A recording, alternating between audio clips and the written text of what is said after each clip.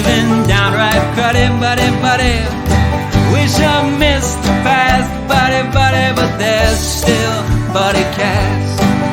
No, don't be naughty, go meet a buddy here on Buddycast.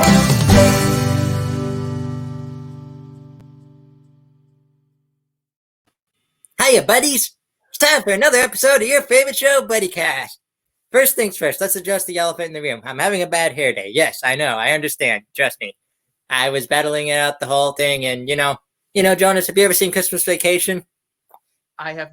Oh, yes, I have seen with Chevy Chase. Yes. Remember the scene where he's talking about how he's not going down on the sled where, if this side of his head gets dented, nothing, but if this side gets dented, then, well, his hair just ain't gonna look right. One of those days, So we all have those from time to time. Yes, thank you for understanding. For all of my buddies out there, this is my new buddy, Jonas Cain. How you doing today, buddy? I'm doing very well, thank you. How are you doing, buddy? I am doing fantastic, and I'm happy to have you on the show. I've heard a lot of great things about you, and I'm very excited to learn more about you. So, I'm excited to be here and share whatever I can to help bring a little more positivity into the world. Yes. For those who don't know, Jonas is a fantastic magician. He is Mr. #Positivity and just all around a good guy. Let's start out with that question. How did you come up with #Positivity? Well, this is interesting because I didn't come up with #Positivity. A buddy of mine did, which in keeping with the theme, we get by with a little help from our friends, don't we? Yes, we do. I started this journey of what would eventually become #Positivity back in, it was really 2010 was when I really started this journey. And around 2015, a buddy of mine, Jason Dimitropoulos, he started #Positivity as a way to just to spread positivity in the community. He would print up shirts and hats and hoodies with the logo, and he would donate proceeds to local charities and things that mattered in the community. And around that time, I started working with him doing, at that time, I was doing like positivity themed magic shows, helping people live more positive lives. So we would go into schools and I would do a positivity themed magic show. He would pass out the shirts, and it was a lot of fun. And after a while, after a couple of years of this, he not so much lost steam for it. It's just that he's an ideas guy. He's constantly, and he's very creative. Oh my goodness, he's one of the most creative people I've ever met. And he was on to other projects, but he didn't want to see this one die. So he approached me one day and he said, "Hey, do you want to buy me out?" And I said, "Well, okay." And so it started as two separate things, but it was about a year and a half ago, we merged together, and I haven't looked back since. Nice. Now, you mentioned something earlier. You use positivity in your magic. Tell me first, how did you get into magic? Excellent question. As children, a lot of children will dabble in magic at some point in their lives. In fact, the people listening in right now, they probably have, maybe when they were a kid, have a magic kit that they used. And usually around the teenage years, the children stop doing that in pursuit of other things. But I just never stopped. So it was something I was passionate about, and I just kept going. It was my first part-time job in high school. And I did it full-time for a number of years before venturing off and trying other things and then coming back to it as a way to communicate positivity principles and practices to help people live positive lives. Nice. Now, how do you strive to incorporate positivity into your magic, like you mentioned? Yeah, so it's interesting. I tried in the beginning, in 2010, when I first started passionately on this path of helping people, I tried to take the magic out of it. Because I thought the magic would be a distraction. But what I figured out real quick is that taking out the magic made it less authentic, because magic is so much a part of, it's not who I am, but it's a major part of who I am. It's part of my authenticity. It's part of my skills and talents and my history. So what I ended up doing after my first trial run of doing these presentations is I said, well, this isn't working like I had thought. So I went back to the drawing board and realized, well, if I just make a few tweaks, add a few magic tricks here and there that can illustrate these points. And that's a key point, is the magic. These presentations aren't about the magic, but what the magic does is it illustrates these points and it pulls people in. It's what I call the fascination element. When we become fascinated, it pulls us in, it engages us, it makes the material relevant, and we're excited to learn more. Nice. Now, you told me something earlier that really hit a note on me, really inspired me. You said when I said thank you for coming on the show, you told me, hey, you have this certain rule. Tell our audience what that rule is. Yeah, so the rule is, if there's a buddy in need, if a buddy is asking for help, and I'm fully empowered to help, why not? I very consciously, personally strive to look for ways that I can help out my friends. And when a friend is literally knocking at the door saying, hey, this is how you can help me, I think to myself, wow, you've just made my job easy. I know what I can do to help my friends today. Nice. I love it. I love that rule. That's what this world needs today, That's what this world needs. Speaking of helping others, I'm going to jump to this question real quick. I always ask this to all my buddies who come on the show. They're not guests, they're buddies. Yes, I love it. My buddy. Yes. So, a way that buddies help each other is through charity. You're helping me with some charity this upcoming week through helping a good buddy of ours. So I want to ask, if there's a charity out there that you could have our audience donate to, what would it be and why? Well, this is an easy and a tough question, because I already know what I'm going to say, but there's two. There's two charities that I actively on a regular basis help with. And one of them I've been associated with for 2 decades. It's the Massachusetts Boys and Girls State Foundation. It's a program run by the American Legion and the American Legion Auxiliary. And it's a program where juniors in high school come from all over the state of Massachusetts. There's other programs in other states who do similar things, but the one I'm associated with is in Massachusetts, and they come from all over the state for 1 week every June to learn. They say it's to learn about state and local government, but that's just the stated thing. What it really is, it's a leadership camp. It's a personal growth camp. It's about learning about who you are in learning to work with others. And for a lot of students, it's their first time away from home and away from their parents. So they're dealing with those sort of emotions as well. Their first time meeting people from other parts of the state. And they participate in sport activities, music activities. Dignitaries from all over the state and really all over the country come and speak with them. It's such a valuable experience for them. And I've been involved with this since I was a student in the program back in 2000. I've been back every year since as a volunteer counselor, volunteering a week of my year every year to make sure that this program continues. So this is a charity that not only do I volunteer my time for, but also my money to. So highly recommend checking out Massachusetts Boys and Girls State Foundation. However, there's another charity that I'm intimately involved with, that I've been involved with since 2018. It's called Climb for Hope. Ooh, tell me more about that. What they do is they climb mountains as a way to raise money for immunotherapy research. And it's a specific researchers at Johns Hopkins University. Now, at the time, I never heard of immunotherapy. I was like, what the heck is that? In fact, it was my buddy Jason who got me involved in this, because he was doing a traverse of the Grand Canyon with them. So instead of climbing a mountain, this was a traverse. And I was like, well, I would like to do that. Tell me more about, this organization and why you're doing it. What immunotherapy does, it's an alternative to chemotherapy. It helps people with MS and certain types of cancer. And in 2014, my father died from complications with his cancer treatments. I have several family and friends who are battling MS, so it was a no-brainer. I was like, well, sign me up.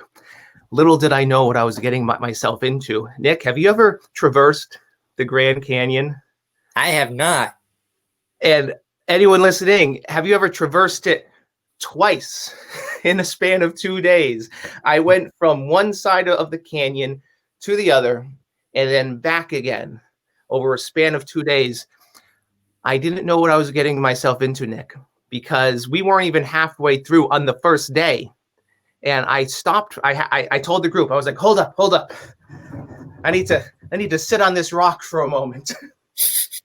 I told them, I got to be honest with you. I'm at 0% right now.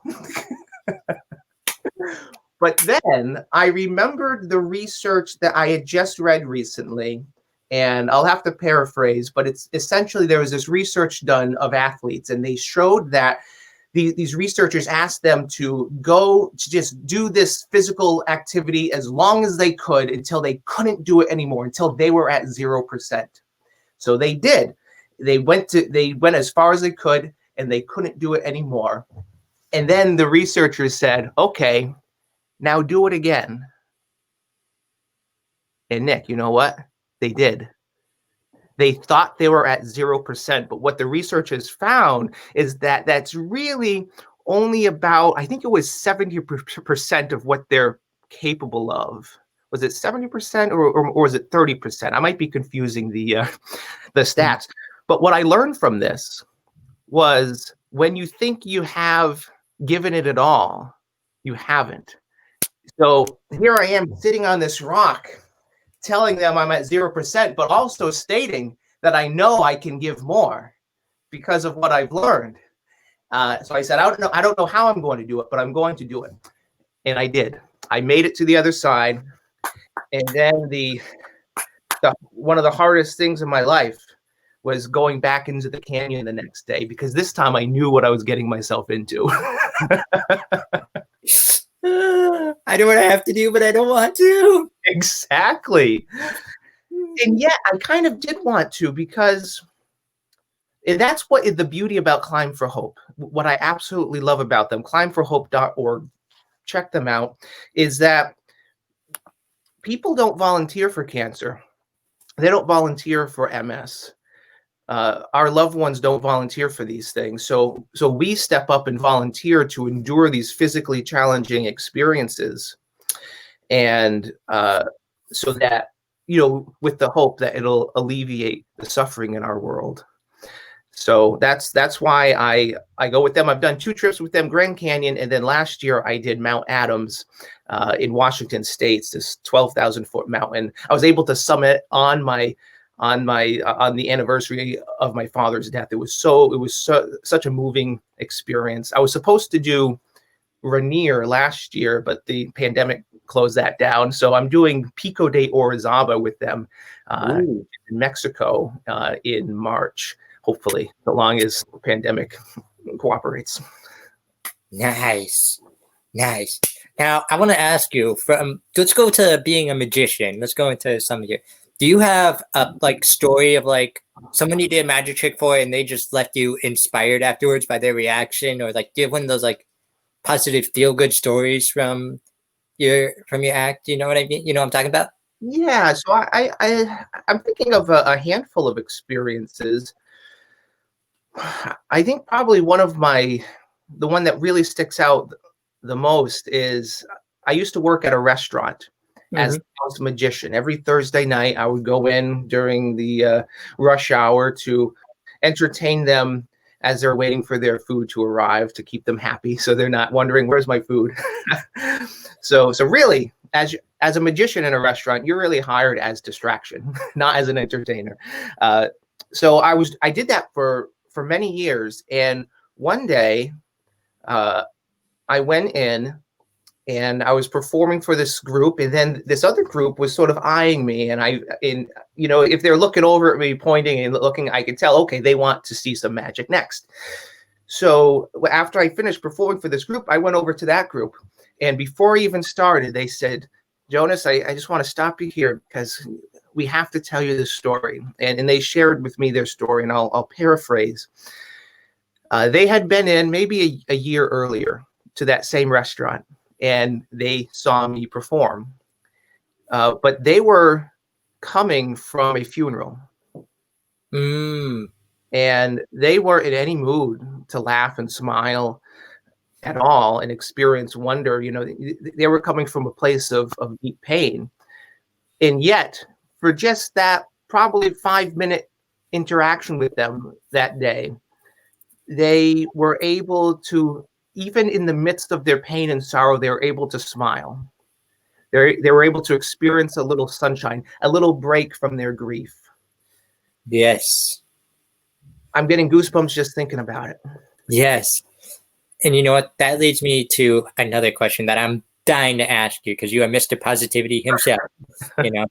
We live in a world where today we're overrun by a pandemic, by politics, where, you walk up to someone and say, "Hey, nice jacket," or something, and you're instantly retreated with a profanity or a, some type of something. Like you do something that simple and you get backlash. How can we spread more positivity into this world, in your opinion? This is such an important thing to consider, because you're absolutely right. Even the most kindest of gestures can be met with a grimace or a slander or a dismissal, because people, for so many reasons, people are in a hurry. People forget that other people are struggling too. We all have bad days, of course. Even Mr. Positivity, I have my bad days as well. But what I really strive to do for myself is, just because I'm having a bad day, it doesn't mean I need to suppress the fact that I'm having a bad day. But what it does mean, there's a lot of self-care involved with that for each individual. But what I strive to do is not pass on that bad day to others. A story that's instantly coming to mind actually isn't my own story, but it's a story that happened to a very good friend of mine. This was years ago, before I even met him. He was having a bad day. He was having a bad year, and he decided it would be better if he wasn't around anymore. So he decided that he was going to kill himself. And he made a plan and he set it into action.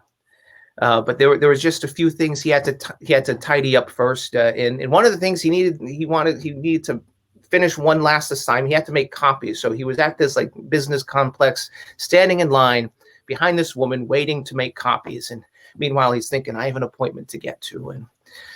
And we've all been there at some point in our lives, in some version of that, where we're just at the end of our rope. And at that day, that was the end of his rope. But this woman she couldn't get the machine to work. She was banging it. She was like unplugging it. She was praying. She was trying to get this thing to work. And my friend, and meanwhile, is being very patient, but he realizes, well, I think I should help her out. So he did. He stepped in, was able to get the machine to do what it needed to do, made the copies for her. And when we're frustrated, like this woman, when we're frustrated, how easy is it to dismiss even the people who are kind to us, to pass on that frustration to others, maybe say, well, why didn't you step in sooner to help me out, or just complain about the incompetence of these tools. Something like, I was this close from getting it to work, but of course it works for you, or something like that. Yes. Yeah. Or another common thing is be like, oh, I could do it myself. Mm-hmm. Oh my goodness. But instead of doing any of these things, she instead stopped and she looked at him with a smile and she said, I'm so happy you're here. Simple words, kind words that cost nothing to give, but have the power to literally save someone's life. My friend said that after that, I'm getting goosebumps just thinking about it now. He said, that was just enough to keep him from doing what he was about to do. We never know what people are going through. Everyone is fighting some kind of a battle. Choosing kindness, even when we're frustrated, can truly go a long way.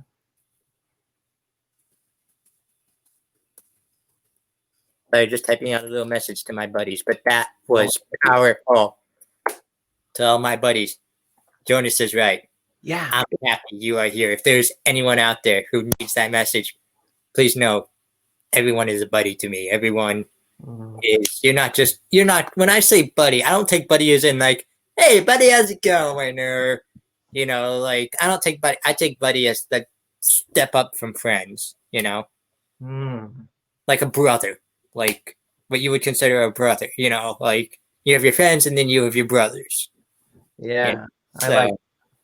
Yes. So how else do you think we can use our gifts? Like, do you have magic, me with this show, just anyone out there who has something unique about them, some talent of theirs. How do you think we can use those to spread positivity to others? That's a great question, because we all have our unique talents. We all have something that we do better than most people with little to no effort. And it very well might be the very things that we brush off because it's so easy to us. We think, well, it doesn't, this is insignificant because it's so easy to me. But what's easy to us might not be easy for someone else. And it might be the most impressive thing someone can see. So that's how I was talking about earlier about authenticity, about how I had tried to take the magic out of my presentations. But once I brought it back in, that's what enabled me to really engage with people in a meaningful way. So I recommend whatever you're passionate about, but also whatever you're naturally talented in, and it's something you actually enjoy doing. That's an important part. Otherwise, it'll feel more like a chore. But find a way to bridge those two things: what you're passionate about, what you think about when other people, even when you should be thinking about other things. What do you think about, and what do you do better than most people with little to no effort? And find a way to bridge those two things. And for me, it's magic, and it's positive psychology, the philosophy of happiness, the idea of bringing all of the research from how to live a more positive life, to overcome challenges, in translating that in a way so that people can really practice it in their everyday lives. So that's mine. For you, Nick, comedy, you're hilarious. Thank you. And you do it, and you use it as a platform, as a medium to bring more joy into people's lives, to help meaningful causes. I love that you're always helping people out. So you're of course already doing this, and I'm doing it in my own way. But everyone has their own unique something. Yes. Find your unique something, and just start experimenting. Just put it out there. Yes, I love that. Everyone does have a gift about it. Everyone does have something that makes them unique, and that's why I love talking about people about on this show. Everyone is different. Everyone has a talent, some sort, whether it's what you do as a job, whether it's, as a magician, a comedian, whether it's just, hey, I got this really awesome story that happened to me the other day. Go ahead, play us a little tune. Go ahead, play us a little tune, please. You want? Okay. So yeah. I started off, as a kid doing magic, but also playing music. And I've been a saxophonist for like 30 years. But I recently lost passion for the saxophone and found passion in the ukulele. I've only just started to learn, but I do have a song I'd like to play for you. Yes, 100%. Can you hear this okay? Yes.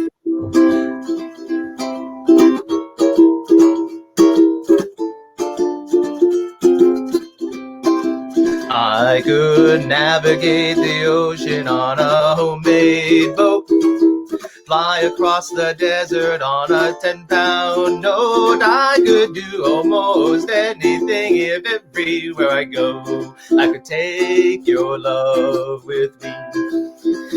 I could tame the wildest animals with just one stare. I'd even take my chances with a polar bear. I could do almost anything if everywhere I go I could take your love with me. And so you made me a promise that you'll always be around, and you'll stay true and honest, because I need you in my pocket, in my heart, and in my head. So I had to find a way to take you everywhere I went. And so you bought a ukulele with a message inside that I should keep it with me, never leave it behind. And everywhere I play it, I can keep you in mind and take your love with me. And take your love with me. And take your love with me.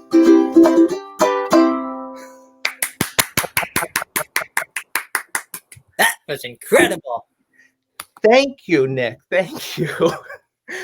Who's that saying? Oh, someone used to play the trumpet. Was that Jessica I saw? Yes, sir. Jessica's actually my lady, so. Oh my good. By the way, I've been so inspired by the love that you two share. I love seeing your posts about each other. And really, as I was learning this song, that song I just played for you, it could be a song about, deeply romantic love, but it can also be a song about friendship, about buddies, about bringing the love that we share between all of humanity and bringing with us wherever we go. We can be brave. We can do anything so long as we're armored with that love that we share. Yes. So it's a meaningful song for me. I have a picture hanging on my wall as my everyday muse of a very close friend of mine who passed away in 2007. We had just gotten engaged to be married, and then a week later, she was gone. And I struggled for a long time to be okay, to come to terms with that. And when I stumbled upon this song just recently, I realized that is my opus for everything that I'm doing with magic, with positivity, with helping people. It's a way for me to take the love that we share and share it with others. Yes. One thing I love about you, man, you are someone like the guy that we are doing Buddy Aid for, who life knocks you down, hits you, Rocky. Life knocks you down. Life throws everything at you. You get up, you brush yourself off and go, I didn't hear no bell. Well, come on, let's go. One thing. So I like what you just said there. I didn't hear no bell. Exactly. Have you ever seen the Rocky series? I have, yeah. Like on Rocky, remember on Rocky 5? I didn't hear no bell. I don't remember that line, but it's striking me now. Oh my goodness, I love that. Yes, that's actually one of my favorite speeches because, the one guy I role model this show off of is my grandfather. That's how I got the name Buddy. Who, anytime I walked into the house, hey buddy, how's it going? Anytime, like let's say he was having breakfast with his friends and I walked into the restaurant, hey, get over here, buddy. Guys, come here. I want you to meet my buddy. That's beautiful. And he was actually a fighter too. He battled lung cancer for over 10 years, lived on a lung and a half. And even through an ICU scare, even through, some of life's deepest challenges where he was through hospital visit after hospital visit, he showed me the true meaning of I didn't hear no bell. Mm. Like the speech in Rocky 5 when he has that flashback of him and his trainer at the gym. And his trainer's giving him all that encouragement saying, like, hey, I didn't hear no bell. Time. And then he goes like, I memorized the speech. He goes like, come here, Rock. That Apollo won't know what hit him. You're going to roll over him like a bulldozer, an Italian bulldozer. And he goes, kid, I want to tell you something about this fight that's coming up because I was young once too. And boy, if I tell you something, like what you said earlier, if you weren't around, gee, I don't know if I'd be here today. The fact that you are here and doing as well as you're doing gives me, and I love this word, what do you call it, motivation? Huh? To stay alive? Because I think people die sometimes when they don't want to live no more. And nature is smarter than people think because little by little, we lose everything. We keep losing our friends. We keep losing and losing until we go, what have I got to do around here? I got no reason to go on. But with you, kid, boy, I've got a reason to go on. And I'm going to stay alive. And I will watch you make good. And I'll never leave you. Because when that happens, you'll not only know how to fight, you'll be able to take care of yourself outside the ring too. Is that okay? But give me 1 second here, buddy. Got a little gift for you. A little gift for all my buddies out there. He goes, see, this hair's my favorite thing on this earth. And Rocky Marciano gave me this. You know what it was? His cufflink. And he gives it to Rocky, and he's like, I'm going to give it to you. Because it's got to be like an angel on your shoulder, you see? And if you ever get hurt, you ever feel you're going down, this little angel's going to whisper, it's going to say, get up, you know what? Because Mickey loves you. That's why I wear this all the time, you know? It's like a little pen, kind of like what your tie is, the hashtag positivity.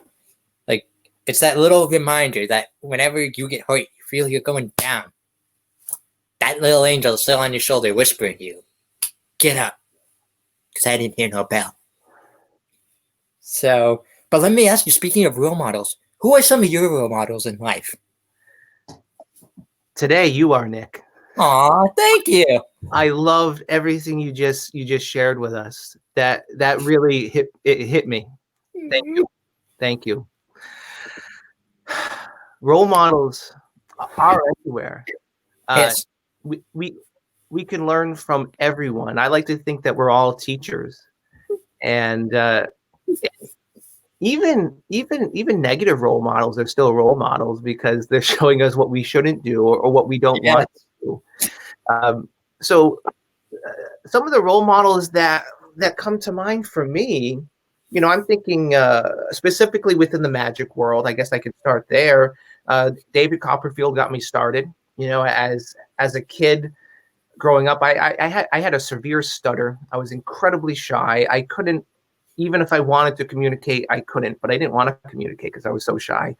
But seeing someone do what you're not supposed to be able to do, this grown adult doing what you're not supposed to physically be able to do, that was very alluring to me. So that got me started in magic on that path. Lance Burton, watching his performances from the Monte Carlo Hotel, I watched this one particular magic special of his over and over and over again. So that helped form my approach to magic. I also think about people like Eugene Berger and their philosophy, in their theory of performing. I think of Mac King. If I had to choose one magician who's my favorite, he's my favorite. He's just hilarious, and he's built this lifestyle that he's able to do what he does, serve the people that he does, and he's able to be home every day with his family because that's something important to him. So it's not just what they do, but it's also who they are. So that's just from the magic world. I think to frame this question a little differently, a friend of mine, Andy Lightning, I have his mug here, Andy Lightning. Nice. Frame. Yep. Andy Lightning he's a rock star, but he's also a good buddy of mine. And he wrote this song. I forget what the song is called, but I remember the spirit of the song. It's this idea that he had a dream once where he met his role model. And then he wrote a song about it. And as I was listening to this song, I was thinking about who my role model was. And you know who it was?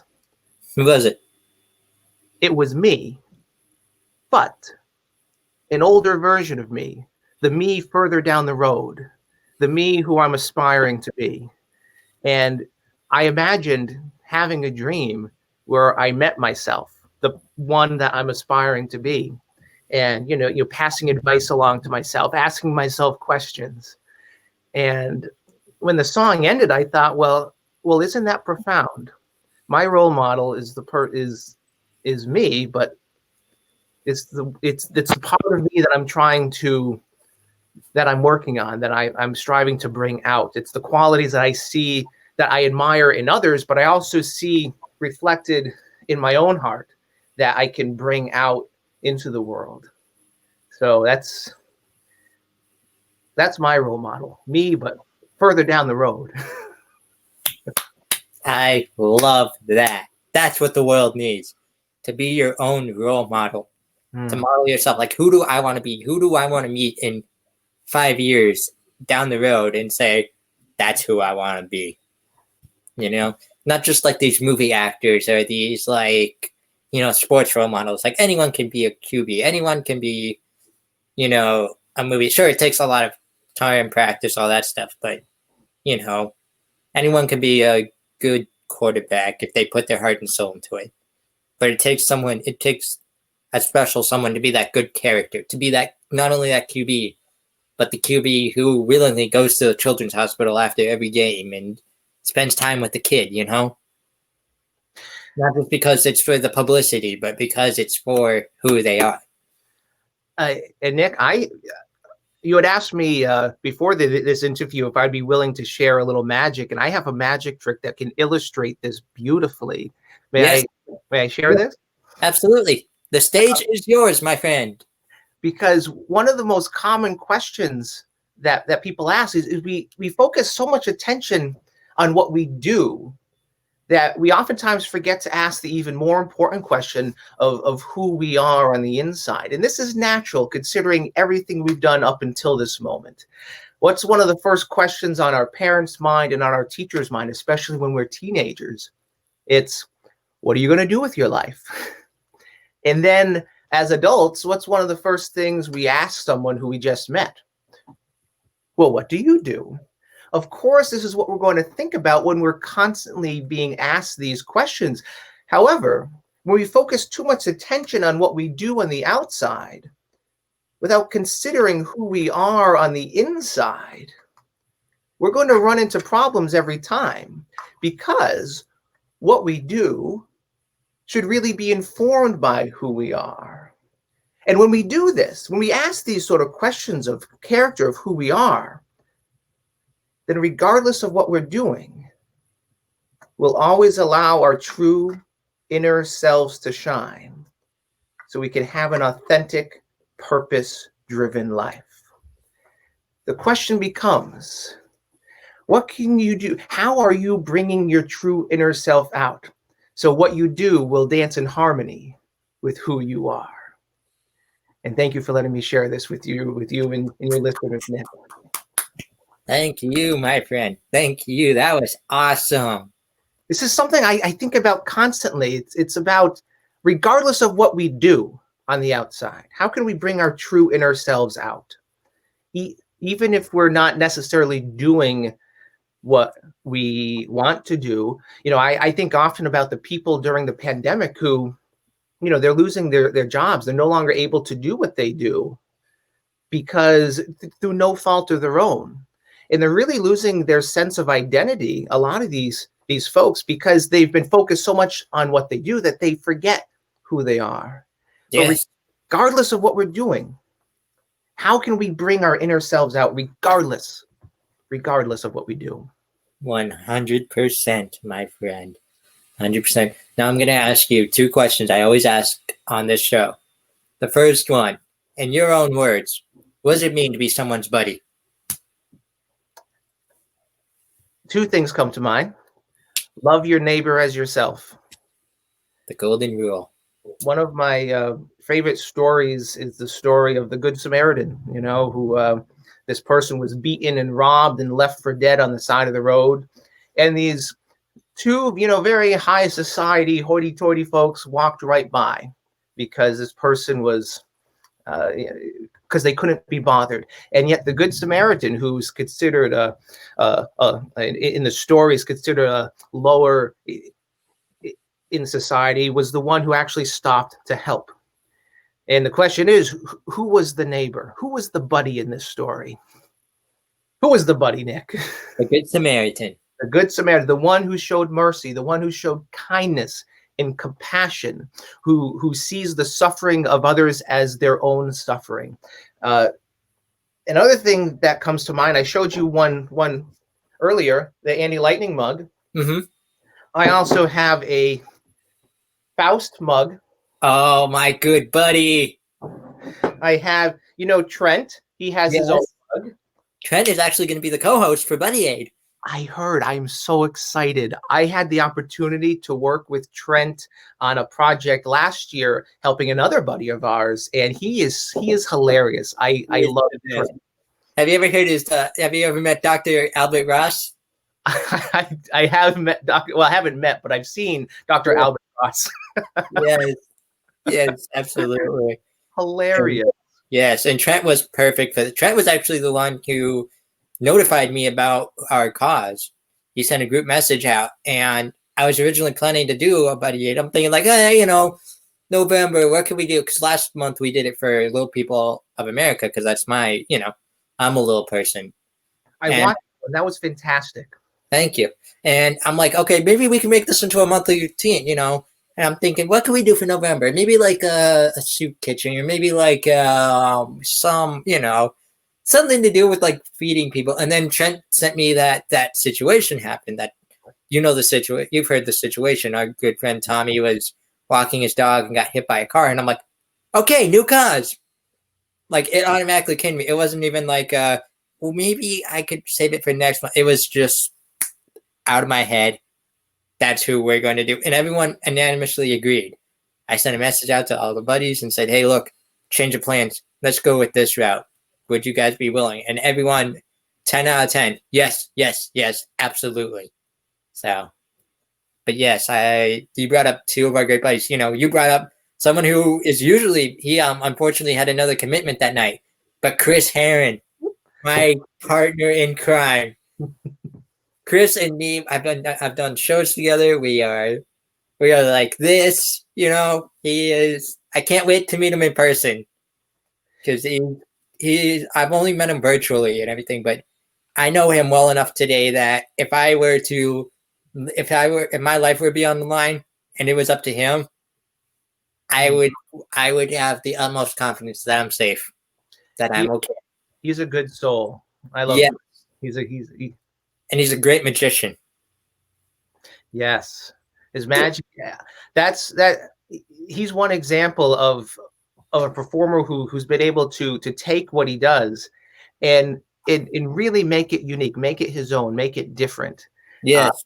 I was reading an article recently. Sadly I forget.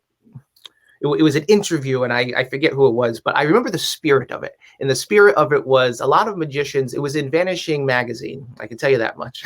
And they said that a lot of magicians go into competitions trying to be the best magician in the competition. And this magician said that, well, that's the wrong approach, because there's a lot of world-class magicians out there, but the goal should be to be different, because different is memorable.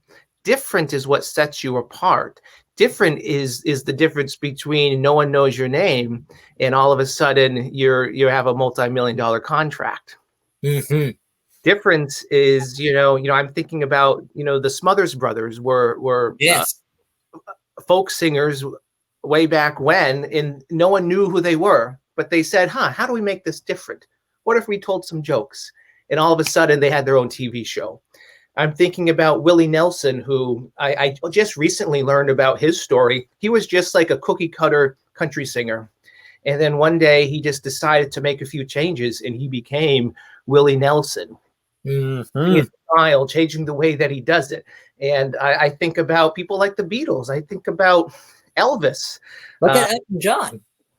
Elton, yeah, my goodness, there's all these perfect examples of being different, being memorable, being unique, being your own, bringing your inner self out to shine, not trying to be like everyone else, but being yourself.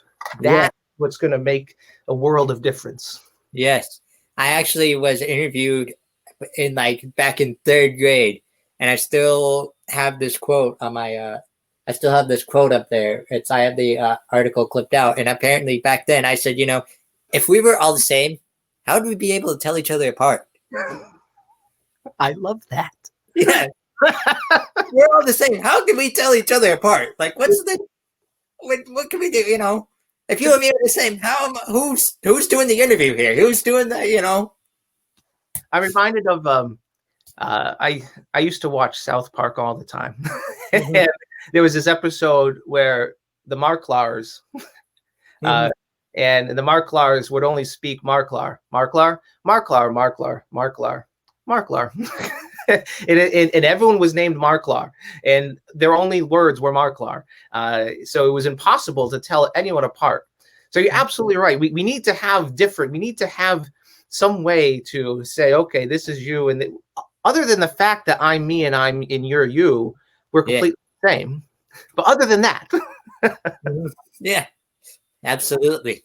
And but at the same time, we all need to remember we're humans, we're people. Everyone has feelings. Everyone goes through something in life. We need to remember that ultimately. That's the ultimate goal of getting through all this political, and that whole, and this whole pandemic too, that we're still people. And that's why I'm so happy you're here, Nick. Thank you. Thank you. I am more than happy that you are here, not only on Buddycast, but on this earth, my friend. Thank you.